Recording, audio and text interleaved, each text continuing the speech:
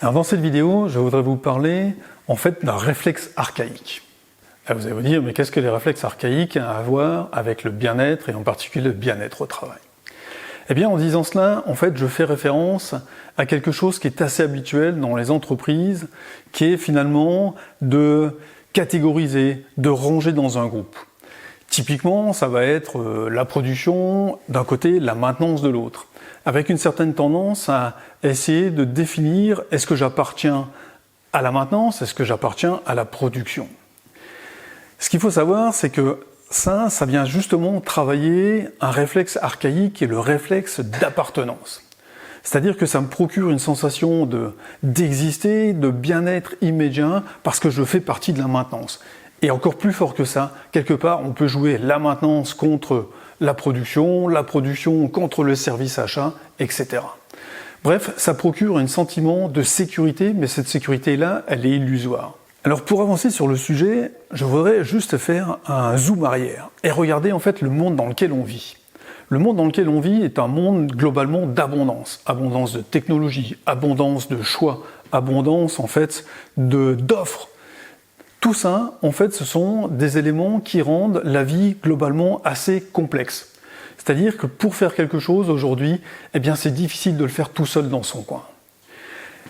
La contrepartie de ça, c'est-à-dire qu'aujourd'hui, pour vraiment gagner, si je reprends mon exemple de la production ou des achats, eh bien il faut que les deux gagnent, c'est-à-dire les achats peuvent par exemple travailler pour obtenir des prix plus intéressants sur les matières premières.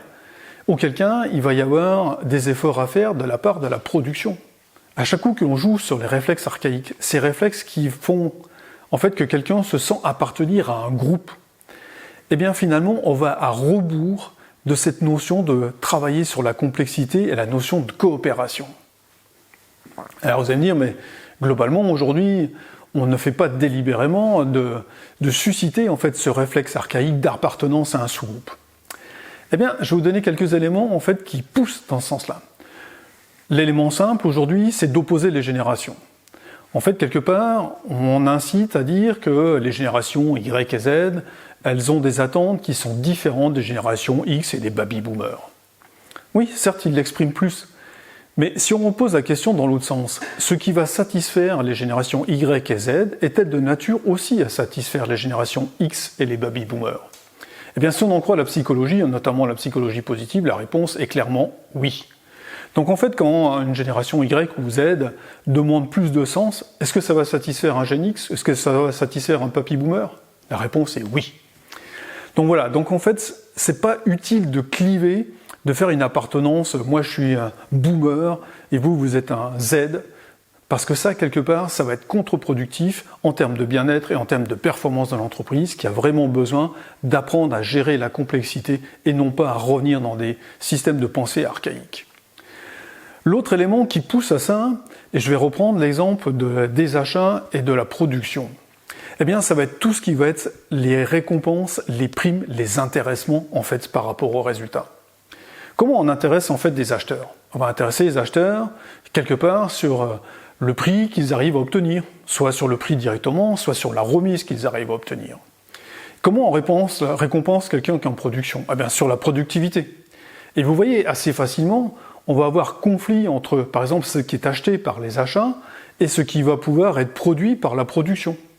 Si on incite finalement les achats à acheter le moins cher possible parce qu'il y a un intéressement, un bonus là-dessus, et la production à avoir un bonus sur la productivité, eh bien quelque part, on est en train de renvoyer les gens dans leur notion de groupe.